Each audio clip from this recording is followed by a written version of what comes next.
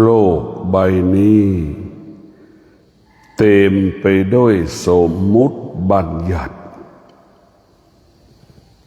ชีวิตของเราก็เต็มไปด้วยสมมุติบัญญัติเช่นพระอาทิตย์ก็เป็นสมมุติบัญญัติพระจันทร์ก็สมมุติบัญญัติพระพุทธเจ้าก็เป็นสมมุติบัญญัติพระอรหันต์ก็เป็นสมมุติบัญญัติพ่อแม่สามีลูกภรรยาก็เป็นสมมุติบัญญัติพระภิกษุสงฆ์สามเณรแม่ชีผู้ปฏิบัติธรรมก็เป็นสมมุติบัญญัติพวกเราทั้งหลายโลกนี้เต็มไปด้วยสิ่งสมมุติเราเกิดมาเราก็อยู่ภายใต้สิ่งสมมุติสิ่งสมมุติก็กลายเป็นคุกสิ่งสมมุติก็กลายเป็นกาวเราก็กลายเป็นหนูติดกาวเพราะเราไปติดในสิ่งสมมุติเราไปหลงในสิ่งสมมุติจึงเกิดคำว่าความทุกข์จึงเกิดคำว่าทรมานจึงเกิดคำว่าลำบากสมมุติทั้งสิ้นไม่มีสิ่งไหนไม่มีสมมุติสิ่งที่สมมุติก็เป็นเพียงแค่เครื่องมืออำนวยความสะดวกในการอยู่ร่วมกันเฉยๆสมมุติว่าเป็นหญิงสมมุติว่าเป็นชายก็เป็นสิ่งสมมุติอีกว่าหญิงว่าชายว่าพระสงฆ์แม่ชีในพวกเราทั้งหลายแต่ธรรมะไม่มีใครสมมุติธรรมะเป็นสิ่งที่มีอยู่เป็นอยู่คงอยู่เป็นอยู่คงอยู่อยู่กับชีวิตของเราอยู่กับโลกใบนี้ของเราในพวกเราทั้งหลาย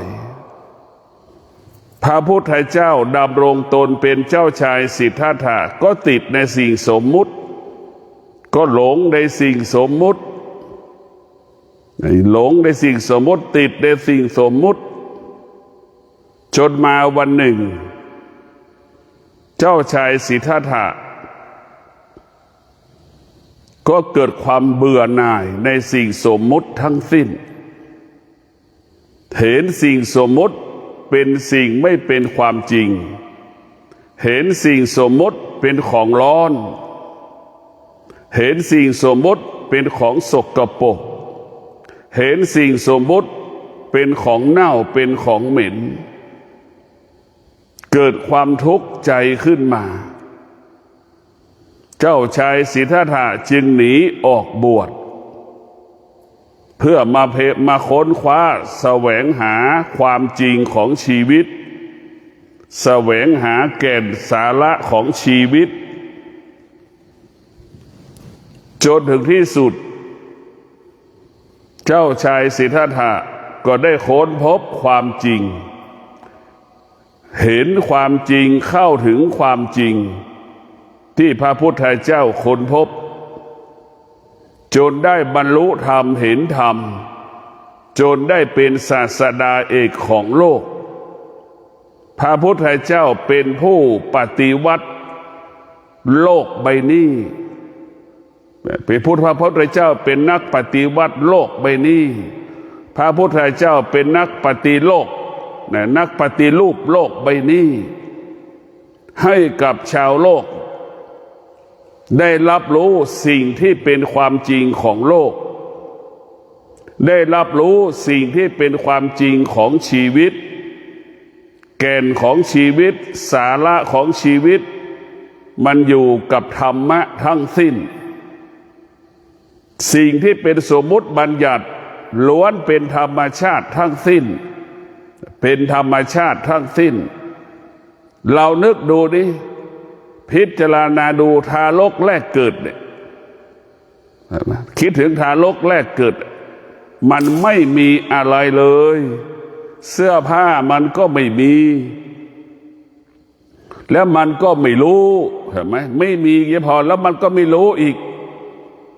พิจารณาดูทารกแรกเกิด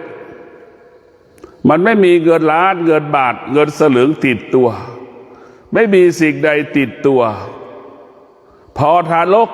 แรกเกิดขึ้นมาเท่านั้นแหละ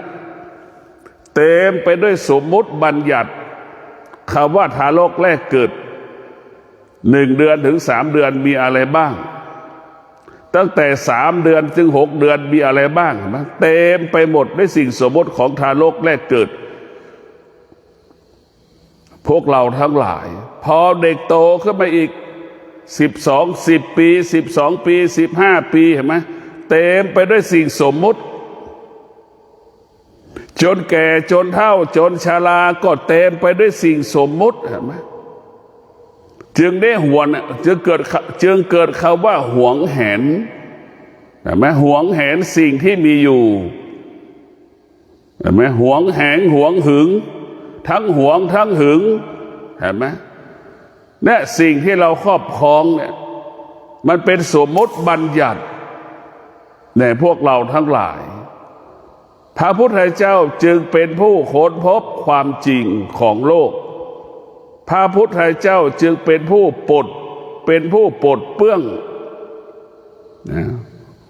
สมมุติบัญญัติออกไปจากชีวิตของเราพระพุทธเจ้าเป็นผู้รู้ความจริงของโลกจึงพยายามสลัดสิ่งที่เป็นสมมุติบัญญัติให้ออกไปจากกายไปจากจิตของมวลมนุษย์โลกพระพุทธเจ้าพยายามบอกสอนให้เราสลัดสิ่งที่เราครอบครองเช่นเสื้อผ้าของเราเนี่ยมันมีจำนวนมากทุกคนสะสมไม่หมดเสื้อผ้า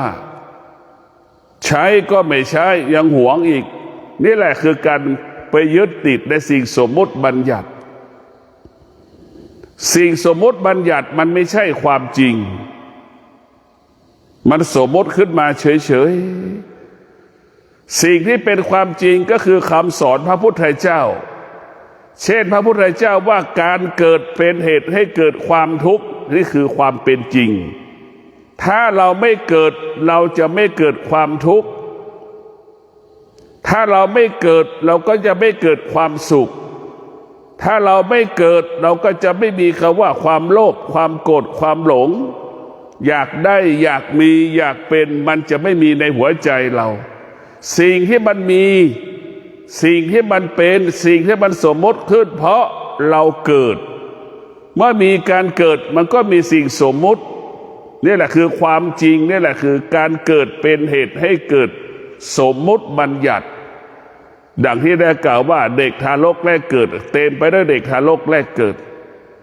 บุคคลที่สมมุติบัญญัติว่าเป็นพ่อเป็นแม่ก็เต็มไปด้วยการเป็นพ่อเป็นแม่สมมุติบัญญัติเป็นปู่ย่าตายายก็เต็มไปด้วยสมมุติบัญญัติการเป็นปู่ย่าตายายการเป็นกษัตริย์ก็เป็นไปด้วยสมมุติบัญญัติการเป็นกษัตริย์การเป็นพระภิกษุสงฆ์ก็เต็มไปด้วยสมมุติบัญญัติในการเป็นพระภิกษุสงฆ์ต้องมีอะไรบ้างมีบาตรมีจีวรอย่างเงี้ยมีกาน้ำอย่างเงี้ยก็เต็มไปด้วยสมมุติบัญญัติพวกเราทั้งหลายพระพุทธเจ้าจึงเป็นผู้รู้ความจริงว่าสิ่งที่เป็นสมมุติบัญญัติเป็นอุปสรรคเป็นปัญหาต่อการพัฒนา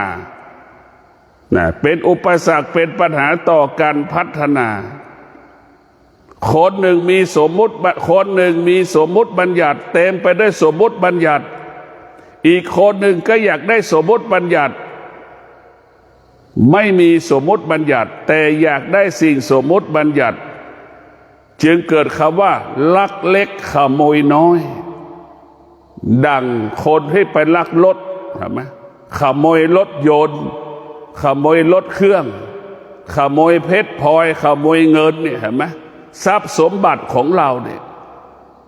ยพวกเราทั้งหลายนี่แหละคนหนึ่งก็อุดมสมบูรณ์ไปได้วยสมมุติบัญญัติอีกคนหนึ่งที่เกิดมาก็ขาดแคลนสิ่งที่เป็นสมมุติบัญญัติเห็นไหม ก็อยากได้สมมติบัญญัติจึงเกิดคำว่าลักเล็กขโมยน้อยเกิดขึ้นในพวกเราทั้งหลายนี่แหละคือเป็นปัญหาตามมาอีกพวกเราต้องพิจารณาว่าเราจะไม่ติดถึงแม้เราจะใช้ให้ใช้น้อยที่สุดการเกงไม่เกิน7 ตัวอย่างเงี้ยเสื้อไม่เกิน7 ตัวอย่างเงี้ยพอแล้วล่ะพวกเราทั้งหลายมากกว่านี้เราจะไม่เอาไม่มีเราจะไม่สะสมธรรมะก็หมายถึงสัจจะธรรมะก็หมายถึงสัจจะธรรมะก็หมายถึงสติสติกับสัจจะข้าพเจ้าจะใช้เสื้อและกางเกง7 ชุดเท่านั้นแหละ7 วันถ้าเรายังติดในสมมติบัญญัติเนี่ยก็แค่7 วัน7 ชุดก็พออย่าให้เกิน7 ชุดเกิน7 วันที่เราสะสมเราก็ต้องมีสติกับสัจจะไปจัดการบริหารชีวิตของเราให้เราพยายามให้เรามีสติสัจจะถอนสมมติบัญญัติอร่อยก็เป็นสมมติบัญญัติเวลาเรากินอาหารไม่อร่อยอะไรไหมเป็นสมมติบัญญัติอร่อยก็เป็นสมมติบัญญัติแต่ที่มันเป็นความจริงที่ไม่ใช่เรากินข้าวไม่มีใครสมมติบัญญัติก็คือกินให้มันอิ่มแต่ถ้ามันหิวจริงๆอร่อยไม่มีไม่อร่อยไม่มีมันจะกินทุกอย่างที่มันหิวเห็นไหมกินเพื่อประทังชีวิตกินเพื่อให้มีชีวิตในการดำเนินชีวิตปฏิบัติหน้าที่เป็นพ่อเป็นแม่เป็นลูกเป็นสามีเป็นภรรยาหรือเป็นปฏิบัติหน้าที่การดำเนินการปฏิบัติธรรมประพฤติธรรมเท่านั้นแน่พวกเราทั้งหลายเราต้องปฏิบัติธรรมประพฤติธรรมเท่านั้นจึงอยากให้พวกเราทั้งหลายได้ประพฤติตนปฏิบัติตนได้ประพฤติตนปฏิบัติตนละสมมติบัญญัติมีสติที่จะถอนสมมติบัญญัติซึ่งมันมีจำนวนมากให้มันเหลือจำนวนน้อยให้กลายเป็นพระธุดงค์เนี่ยมีจีวรมีบาตรมีสังฆติพวกเราทั้งหลายนี่แหละให้มันเหลือน้อยที่สุดให้เหลือสิ่งที่จำเป็นพวกเราทั้งหลายพิจารณาดูว่าสมมุติบัญญัติเนี่ยมันเป็นกำแพงปิดกั้นขวางกั้นการปฏิบัติธรรมของเราปิดกั้นขวางกั้นการปฏิบัติธรรมการประพฤติธรรมของเราการบำเพ็ญเพียรภาวนาของเราการบำเพ็ญเพียรเดินจงกรมของเรามันร้อนเนี่ยก็สมมติบัญญัติว่ามันร้อนเห็นไหมนี่เราก็อ้างว่าร้อนจริงๆคือขี้เกียจเดินจงกรมหนาวเนี่ยก็สมมติบัญญัติก็อ้างว่ามันหนาวเย็นยังมันอยากให้ขอให้ตื่นสายๆจะไม่ตื่นเช้าอ้างผิดนี่แหละคือเป็นข้อที่มันเป็นข้ออ้างข้อแก้ตัวจนถึงที่สุดจึงเกิดคำว่าวุ่นวายเกิดขึ้นจึงเกิดคำว่าวุ่นวายเกิดขึ้นพวกเราทั้งหลายสมมุติบัญญัติมิใช่ความจริงนะ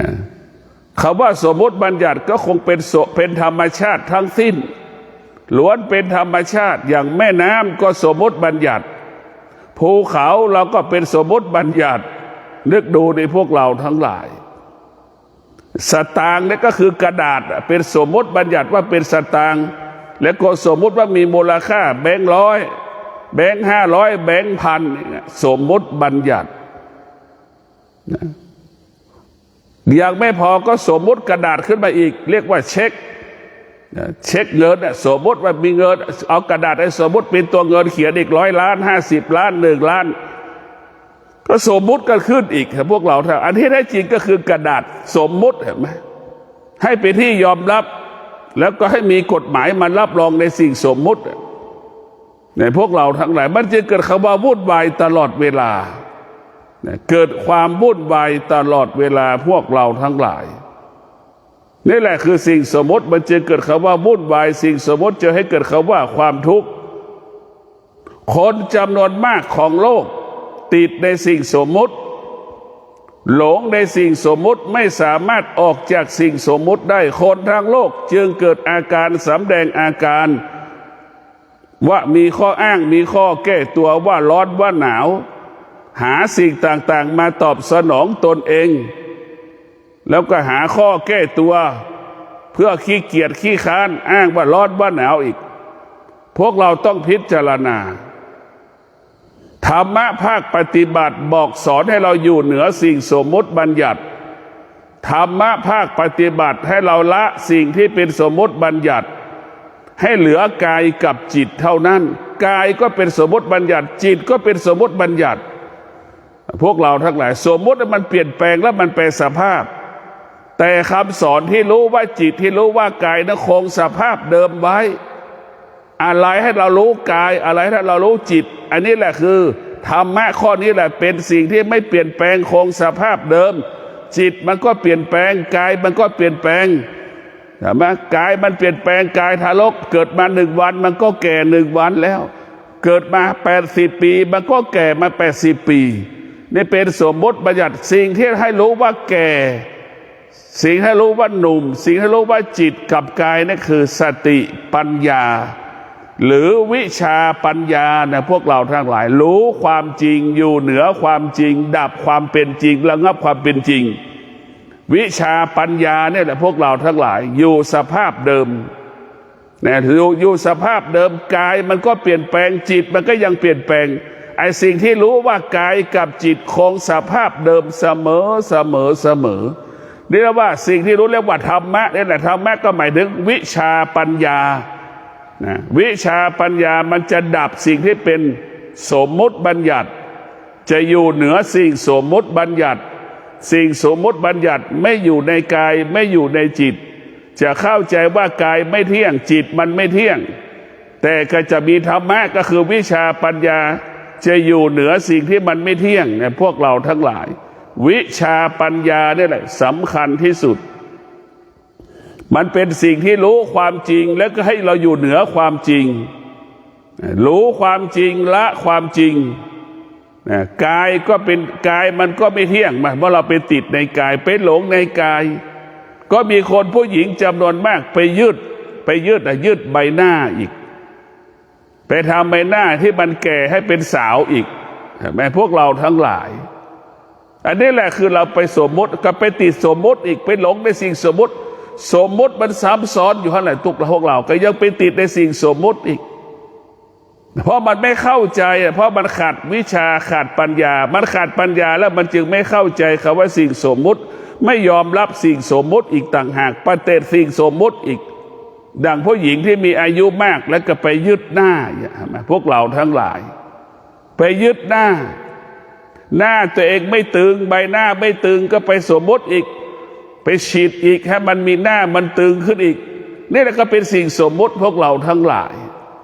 คือไม่ยอมรับความจริงมันจึงเกิดคำว่าความทุกข์เราแก่เราเจ็บเราตายเพราะเราไปติดในสิ่งสมมุติทำให้เราเกิดแก่เจ็บตายก่อนเวลากำหนดสิ่งที่เราสมมุติทำให้เราทุกข์ทรมานลำบากก็เพราะสิ่งสมมุติทั้งสิ้นถ้าเราไม่มีสิ่งสมมุติถ้าเราอยู่เหนือสิ่งสมมุติกายวาจาใจเราสงบในพวกเราทั้งหลายกายวาจาใจเราจะสงบตลอดเวลาเราจะมีสติที่จะออกจากสิ่งสมมุติเรามีสติที่เราจะถอนสิ่งสมมุติก็เปรียบเสมือนต้นหญ้าเหมือนวัชพืชที่ชาวไร่ชาวนาจะทำนาทำสวนจะต้องถอนวัชพืชออกจากพื้นดินถึงจะปลูกเม็ดพันธุ์พืชนั้นได้ผู้ที่มีสติก็จะมีสติถอนอารมณ์ถอนความรู้สึกที่มันเป็นสมมุติบัญญัติออกไปจากกายออกไปจากจิตไม่ให้จิตรู้สิ่งสมมุติไม่ให้ตายให้กายไปติดในสิ่งสมมุติพวกเราต้องพิจารณาสิ่งสมมุตินี่แหละจึงทำให้เรานั้นเกิดคำว่าลำบากกายลำบากใจสิ่งสมมุตินี่แหละจึงทำให้เราทุกข์ให้ทรมานให้เราลำบากแต่พวกเราทั้งหลายเราจำเป็นอย่างยิ่งที่จะต้องศึกษาเรียนรู้เรื่องความจริงของโลกความจริงของโลกมันมีแต่คำว่าสุญญตามันไม่มีอะไรเลย เมื่อมีมนุษย์เป็นผู้สมมุติบัญญัติขึ้นมนุษย์จะเป็นผู้บัญญัติสิ่งต่างๆที่มันมีอยู่บนโลกใบนี้พวกเราทั้งหลายแต่ว่าสมมุติมีดนี่ก็เขาเป็นสิ่งสมมุติเรียกชื่อยังไม่เหมือนกันเลยมีดเนี่ยจอบเสียมอย่างนี้พวกเราทั้งหลายที่ไหนก็ใช้กันหมดแต่เรียกไม่เหมือนกันทองคำก็เหมือนกันทองคำนั้นเหมือนเดิมแต่การเรียกภาษาที่เราสมมติแต่ละประเทศนะก็เรียกชื่อทองคำไม่เหมือนกันอีกคนไทยเรียกทองคำนะฝรั่งมันจะเรียกอะไรล่ะอีพูดชาติต่างๆจะเรียกอะไรพวกเรานึกดูดินี่แหละพวกเรามาสมมติแต่ว่าทองก็คือทองสภาพเดิมนั่นแหละธรรมะก็เป็นดั่งเช่นทองในสภาพเดิมแต่คำพูดที่เราพูดสมมุติพม่าจะเรียกทองคำเป็นอะไรก็ยังไม่รู้เขมรจะเรียกทองคำอะไรก็ยังไม่รู้แต่แม้อเมริกาจะเรียกทองคำอะไรก็ยังไม่รู้นี่แหละคือมันสมมติสิ่งเดียวกันสมมติไม่เหมือนกันสมมติชื่อไม่เหมือนกันพระพุทธเจ้าก็เป็นมนุษย์แต่เราก็สมมติว่าเป็นพระพุทธเจ้ากษัตริย์ก็เป็นมนุษย์แล้วก็สมมติว่าเป็นกษัตริย์พระสงฆ์ก็เป็นมนุษย์แต่เราก็สมมติว่าเป็นพระสงฆ์นี่แหละพวกเราทั้งหลายคือเป็นสมมติแล้วก็ในการสมมติก็เต็มไปด้วยประเพณีและวัฒนธรรม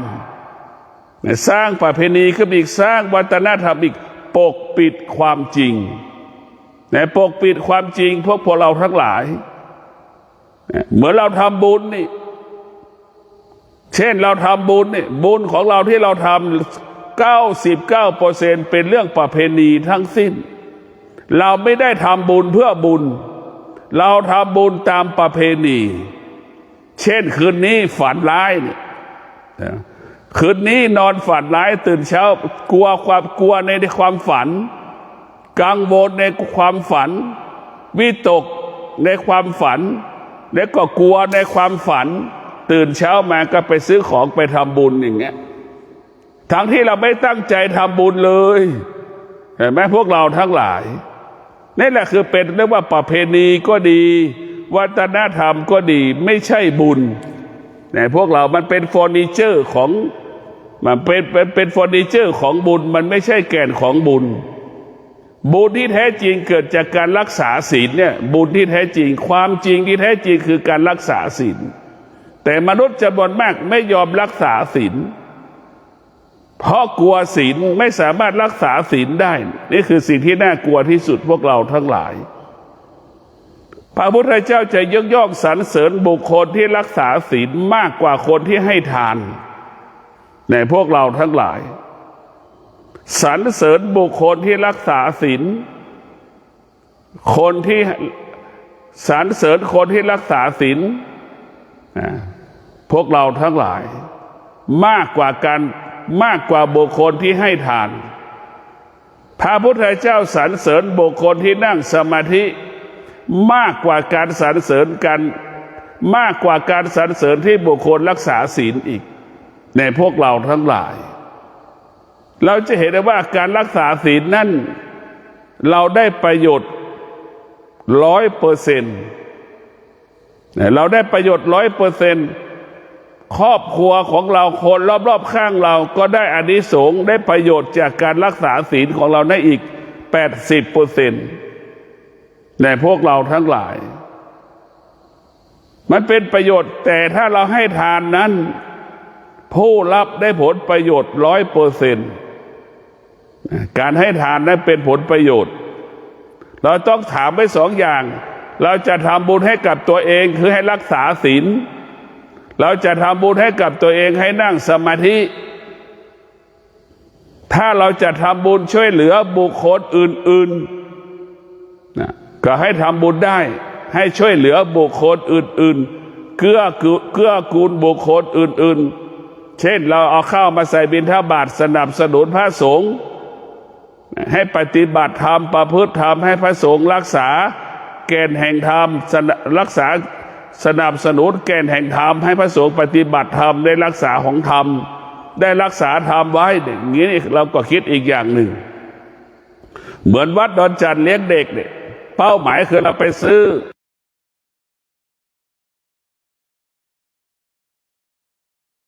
นี่คือเป็นความจริงในพวกเราทั้งหลายเนี่ยซื้อของให้เด็กเด็กก็ได้กินทันทีซื้อหมูไป100 กิโลซื้อหมู50 กิโลซื้อหมูไป1 กิโลเด็กทั้งวัดดอนจาน900 คนได้กินหมดอันนี้แหละพวกเราทั้งหลายบุญหมายถึงความจริงที่เกิดขึ้นกับชีวิตของเราเช่นเรารักษาศีลอย่างนี้แม่รักษาศีลเนี่ยลูกมีความสุขพ่อรักษาศีลเนี่ยลูกมีความสุขนี่คือความจริงความจริงที่เกิดขึ้นกับชีวิตของเรากับคนที่เกี่ยวข้องกับชีวิตของเราเช่นพ่อแม่สามีภรรยาลูกได้รับความจริงหมดนะได้รับความจริงหมดขณะเดียวกันพ่อแม่ไม่รักษาศีลพ่อแม่ไม่รักษาศีลความไม่เป็นจริงก็เกิดขึ้นสิ่งที่เราไม่ต้องการก็เกิดขึ้นเช่นความทุกข์ความไม่พอใจเช่นลูกไม่พอใจลูกพ่อแม่ที่ดื่มเหล้าเห็นไหมดื่มเหล้าเลยเถียงกันชกต่อยตีกันด่าว่ากันเห็นไหมนี่ลูกไม่รับรู้เรื่องความไม่เป็นจริงเหล่านี้แต่พวกเราทั้งหลายการทำบุญก็คือทำบุญให้กับบุคคลอื่นกับทำบุญให้กับตัวเองเช่นการนั่งสมาธิเราได้รับผลจากการนั่งสมาธิเนี่ยมากที่สุดเพราะการนั่งสมาธิเราจะต้องใช้ความอดทนเรานั่งสมาธิเราใช้ความอดทนเรานั่งสมาธิใช้วิริยะภาคเพียรเรานั่งสมาธิเรามีสติรู้สึกตัวอยู่ตลอดเวลาเรารู้สึกตัวอยู่ตลอดเวลาเรารู้สึกตัวว่าเรานั่งสมาธินี่คือการนั่งสมาธิเรารู้สึกตัวปวดก็รู้ว่ามันปวดมันจะปวดตรงไหนเราก็รู้หมดแต่พวกเราทั้งหลายเรารู้มันเมื่อเรารู้มันแล้วพวกเราทั้งหลายเราจำเป็นอย่างยิ่งที่ต้องปฏิบัติตนประพฤติตนปฏิบัติตนประพฤติตนให้เป็นประโยชน์เกิดประโยชน์ประพฤติตนปฏิบัติตนให้อยู่เหนือมันไม่ติดอยู่ใต้อำนาจความเจ็บความปวดของมันสัจจะมันก็มีปัญญาอยู่ในสัจจะสติมันก็มีปัญญาอยู่ในตัวสติโดยพวกเราทั้งหลายมันจะมีสัจจะมันมีสติอยู่พวกเราทั้งหลายต้องพิจารณา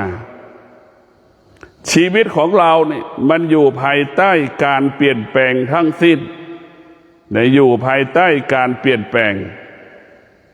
อยู่ภายใต้การเปลี่ยนแปลงทั้งหมดทั้งสิ้นพวกเราทั้งหลายมีสติที่จะทำความดีให้กับตัวเองก็คือการรักษาศีลมีสติที่จะทำความดีให้กับตัวเองคือการนั่งสมาธิการมีการทำความดีให้กับตัวเองคือการใช้ปัญญามาพิจารณาสิ่งที่รู้สิ่งที่เห็นสิ่งไหนที่เป็นความจริงสิ่งไหนที่ไม่เป็นความจริงให้เรารู้ความจริงตามความเป็นจริงแล้วเราก็ออกจากความเป็นจริงนั้นเสียเช่นไฟมันร้อนเราก็อยู่ห่างๆจากกองไฟหรือพระอาทิตย์เที่ยงวันมันส่องแสงเขาว่าร้อนเราก็อยู่ในร่มหรือก็หาร่มที่มาบรรทุเราความร้อนเราได้นี่แหละเรามีสติรู้ที่จะแก้ไขชีวิตมีสติรู้ที่จะเปลี่ยนแปลงชีวิตให้เกิดความดีงามในพวกเราทั้งหลายแต่เรากลับไปเปลี่ยนแปลงภายนอกเราไม่ได้เปลี่ยนแปลงจิตของเราเช่นฤดูร้อนปรากฏพอถึงเที่ยงวันหรือเที่ยงเป็นต้นไปจนถึง3 โมงเนี่ยมันร้อนจัดเราก็ใช้ร่มมาบรรเทาอาการความร้อนเห็นไหมนี่แหละแต่เราแก้ปัญหาแค่ภายนอกแต่ภายในเรายังแก้ไม่ได้เราต้องแก้ปัญหาภายในจิตของเราด้วยพวกเราทั้งหลายมีสติรู้ว่ามันร้อนไม่เกิน3 ชั่วโมงเนี่ยนี่แหละให้เรามีสติรู้ระหว่าง3 ชั่วโมงขอให้เราอดทน อดทนและให้เรามีวิริยะภาคเพียรเท่านั้นนะพวกเราทั้งหลายให้เรามีสติที่จะรู้ความจริงพวกเราทั้งหลายสมมติบัญญัติปกปิดบังวิมุตติของเราถ้ามีสมมติบัญญัติชีวิตของเราไม่ได้พบคำว่าวิมุตติเราจะไม่พบถ้าเราตัดสละถอดถอนสมมติบัญญัติได้คำว่าวิมุตติก็เกิดขึ้นกับชีวิตของเราความสงบนั่นแหละเกิดกับชีวิตของเราพวกเราทั้งหลายกายสงบจิตสงบพวกเราทั้งหลายกายสงบจิตสงบนี่แหละว่าวิมุตติพวกเราทั้งหลายจะทำให้จิตเราสงบรู้วิมุตติคือทำหลุดพ้นจากความทุกข์ทั้งปวงหลุดพ้นจากความสุขทั้งปวงไม่มีสุขไม่มีทุกข์จึงเกิดคำว่าวิมุตติคือหลุดพ้นจากอาการที่เรารู้สึกสารพัดความรู้สึกในพวกเราทั้งหลายถ้าเป็นสิ่งสมมุติมันจะรู้สึกสารพัดความรู้สึกไม่มีวันจบสิ้นพวกเราทั้งหลายถ้าวิมุตตินั้นจะหมดซึ่งความรู้สึกมันจึงเกิดคำว่าสงบเหมือนก้อนหินเหมือนแผ่นดินที่เราเหยียบย่ำไม่ออกอาการไม่สำแดงอาการใดๆทั้งสิ้นนั่นแหละผู้ที่เข้าถึงวิมุตติก็จะเป็นดังเช่นแผ่นดินที่เราเหยียบเราย่ำรถจะย่ำรถจะเหยียบใครจะขี้จะเยี่ยวจะลดดังนั้นแหละมันก็ไม่เกิดอาการสำแดงอาการผู้ที่เข้าถึงวิมุตติก็จะเป็นเช่นนั้นสงบนิ่งแต่ไม่เกิดอาการไม่สำแดงอาการใดๆทั้งสิ้นสิ่งที่เราสัมผัสสิ่งที่เรารู้สึกในพวกเราทั้งหลายเราต้องกลับมาสนใจใส่ใจเรื่องวิถีปฏิบัติธรรมในตัวปฏิบัติธรรมนี่สำคัญที่สุดมันจะถอนสมมติบัญญัติไปทุกวันเช่นเรามาปฏิบัติธรรมเห็นไหมเราอยู่บ้านเนี่ยเราตามใจตนเองแต่เรามาอยู่ปฏิบัติธรรมเราไม่สามารถตามใจตัวเองได้เราอยู่วัดมีความรู้สึกเหมือนเราอยู่บ้านเราอยู่บ้านมีความรู้สึกเหมือนเราอยู่สำนักปฏิบัติธรรมแต่เราอยู่บ้านเราตอบสนองความรู้สึกแต่เรามาปฏิบัติธรรมเรารู้สึกแต่เราไม่ตอบสนองความรู้สึกมันแตกต่างกันพวกเราทั้งหลายเห็นไหมเรามาอยู่วัดมาสำนักแบบเรามาปฏิบัติธรรมเรามาถอดสมมติบัญญัติเรามาปฏิบัติธรรม7 วันเนี่ยเราก็ใส่ชุดขาวได้7 วันแต่ถ้าเราไม่มาปฏิบัติธรรมเนี่ยเราจะใส่กางเกงกี่สีกี่ลักษณะกี่รูปแบบเสื้อก็เช่นนั้นละกี่รูปแบบกี่ลักษณะกี่สี7 วันนึกดูกันแล้วกันนี่พวกเราทั้งหลายเพราะว่าเรามาอยู่วัดเรามาปฏิบัติธรรมที่ทางสายเอกเราจะกินข้าวแค่1 มื้อใช่ไหมพวกเราทั้งหลายแต่ถ้าเราอยู่บ้านนะเรากินทั้งวันอยากกินอะไรก็กินอยากไปไหนก็ไปเพราะเราไม่มีสติสัจจะควบคุมการดำเนินชีวิตของเราพอเรามาอยู่วัดเนี่ยเรามีสติเรามีสัจจะขึ้น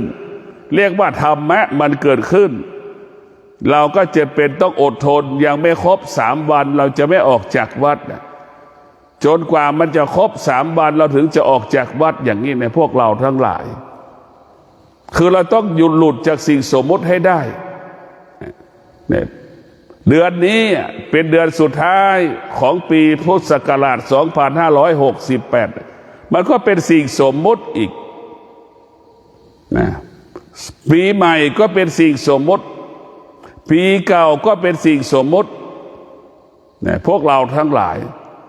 แต่ธรรมะมันบอกให้เราอยู่เหนือสิ่งสมมติปีใหม่ก็ดีปีเก่าก็ดีถ้าเรายังกินเหล้าก็เป็นปีเก่าเป็นคนเก่าเหมือนเดิมมันไม่ใช่ปีใหม่คนใหม่ในพวกเราทั้งหลายเราจะเป็นคนใหม่ก็เมื่อเรารักษาศีลนั่นแหละถ้าตราบใดเราไม่รักษาศีลเราไม่ได้เป็นคนใหม่เด็ดขาด ถ้าเรารักษาศีลปฏิบัติตนด้วยศีลนั่นคือเป็นคนใหม่ดังเจ้าชายสิทธัตถะดำรงตนด้วยศีลเห็นไหม227 ข้อเห็นไหมดังองคุลิมานรักษาศีลจึงเปลี่ยนแปลงชีวิตจากโจรมาเป็นอรหันต์ได้พระพุทธเจ้าเป็นเจ้าชายสิทธัตถะเปลี่ยนฐานะเจ้าชายสิทธัตถะมารักษาศีลเห็นไหมศีลนี่จะเปลี่ยนแปลงพวกเราทั้งหลายเรียกว่าศีลสมาธิปัญญาจะพลิกชีวิตของเราแต่พวกเราทั้งหลายอยากให้ชีวิตเราพลิกกลับมาล่ำรวยได้ต้องประกอบไปด้วยศีลสมาธิปัญญาศีลสมาธิปัญญานี่แหละจะทำให้เรานั้นพลิกชีวิตเราได้นะและทุกคนจะหาวิธีพลิกชีวิตอย่างเงี้ยคำว่าพลิกชีวิตเนี่ยเป็นศัพท์ภาษาหมอดูจะใช้ศัพท์คำว่าพลิกชีวิตให้เรียกว่าคำว่าพลิกชีวิตให้สมปรารถนาดังใจปรารถนานั่นแหละให้มันได้ง่ายๆได้ไวๆอย่างเงี้ยนะพวกเราทั้งหลายชีวิตของเราจะเป็นไปตามที่เราต้องการก็คือสติหากเราขาดสติชีวิตเราไม่เป็นไปตามสิ่งที่เราต้องการในพวกเราทั้งหลายบุคคลที่มีสติเดือนธันวาเนี่ยทุกคนจะพิจารณาชีวิตตนเองบุคคลที่มีสตินะจะพิจารณาชีวิตตนเองบุคคลที่มีสติจะพิจารณาชีวิตตนเองผิดพลาดอะไรบ้าง1 ปี12 เดือนที่ผ่านมาเราประสบความสำเร็จอะไรบ้าง1 ปีที่12 เดือนที่ผ่านมาเราจะควรปรับปรุงเปลี่ยนแปลงแก้ไขสิ่งใดบ้างใน12 เดือน1 ปีที่ผ่านมาเราจะเพิ่มเติมเสริมแต่งสิ่งใดบ้างให้มันเกิดความดีงามงอกงามไปในอนาคตข้างหน้าเนี่ยมันจะพิจารณานี่แหละคือเรียกว่าการมาปฏิบัติธรรมก็คือการมาพิจารณาจัดการบริหารชีวิตของเราเดี๋ยวเรียกว่ามาจัดการบริหารชีวิตของเราดังคำว่านั่งสมาธิตอนเช้าเนี่ยเช่นเรานั่งสมาธิตี 5ก็ดี6 โมงก็ดีเดี๋ยวเรียกว่าการนั่งสมาธิตอนเช้าจัดเรียกว่าการจัดการบริหาร8 โมงเช้านี้เราจะไปทำอะไรตั้งแต่8 โมงเช้าถึง5 โมงเย็นเราจะไปทำอะไรกับใครที่ไหนนี่ให้เราพิจารณาว่านั่งสมาธิตอนเช้าจัดการบริหารชีวิตของเราจะไปทำอะไรกับใครที่ไหนจะไปแก้ปัญหากับใครจะไปพัฒนาองค์ความรู้กับใครนี่แล้วว่าการจัดการบริหารชีวิตนั่งสมาธิตอนเช้าคือการจัดการขั้นตอนการดำเนินชีวิตของเราตั้งแต่8 โมงเช้าถึง5 โมงเย็นเราจะไปทำอะไรกับใครที่ไหนบ้างนี่แหละนั่งสมาธิตอนเช้าจัดการบริหารชีวิตว่า8 โมงเช้าถึง5 โมงเย็นเราจะไปทำอะไรนั่งสมาธิตอนเย็นก็หมายความว่า1 ทุ่ม2 ทุ่มจัดการบริหารแก้ปัญหาที่มันเกิดขึ้นตั้งแต่8 โมงเช้าถึง5 โมงเย็น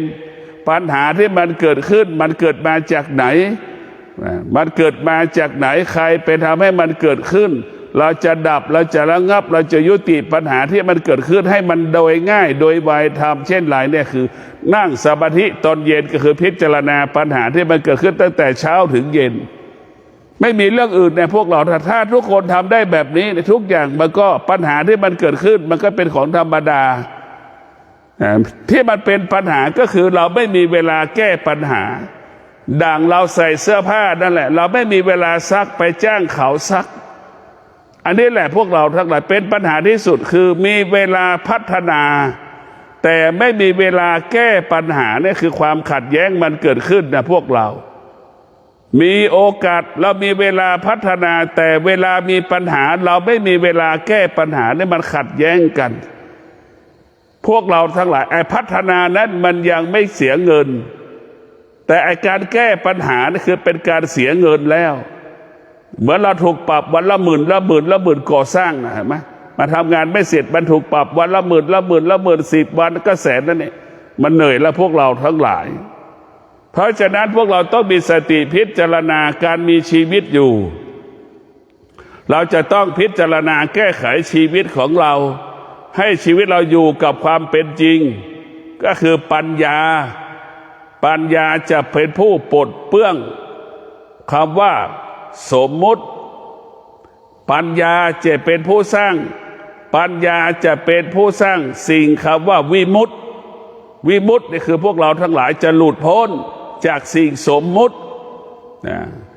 วิมุตติจะหลุดพ้นจากคำว่าธรรมชาติทั้งระบบความโลภความโกรธความเกลียดความชังความรักความหลงไม่มีแล้วมันหลุดจากธรรมชาติการเป็นมนุษย์หลุดจากธรรมชาติจากการเป็นมนุษย์จึงเกิดคำว่าวิมุตติเกิดขึ้นนะพวกเราทั้งหลายคำว่าวิมุตตินี่แหละทุกคนนักปฏิบัติธรรมต้องการถึงคำว่าวิมุตติที่สุดให้เราหลุดพ้นให้เราเกิดความสุขให้เราเกิดความสงบสุขนะวิมุตติพวกเราทั้งหลายก็ขอให้พวกเราได้มีสติพิจารณา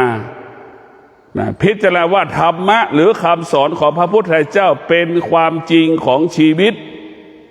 เป็นความจริงของชีวิตของเราต้องประกอบไปด้วยสติประกอบไปด้วยสติประกอบไปด้วยสติสัมปชัญญะให้เรารู้สึกตัวว่ามันร้อนเราก็ถอนเราถอนออกจากความร้อนถ้ามันร้อนเราก็ไม่จับมันไม่ยึดถือมันอย่างนี้ให้เรารู้สึกตัวสิ่งใดที่ทำลายชีวิตเราสิ่งใดที่เบียดเบียนชีวิตเราก็ให้เราถอนมันไปให้เราออกจากมันไปให้เราอยู่เหนือมันไปนะพวกเราทั้งหลายก็ขอความสุขสวัสดีจงเกิดแก่ท่านทั้งหลายมีสติถอดถอนสิ่งสมมุติบัญญัติออกไปจากกายจากจิตมีสติระงับยุติสิ่งที่เป็นสมมุติบัญญัติออกไปจากกายจากจิตมีสติที่จะปฏิบัติตนประพฤติตนเข้าสู่คำว่าวิมุตติมีสติบำเพ็ญเพียรวิริยะภาคเพียรให้มันเกิดคำว่าวิมุตติเกิดขึ้นในกายในจิตขอให้กายกับจิตอุดมสมบูรณ์ไปด้วยคำว่าวิมุตติขอเจริญพร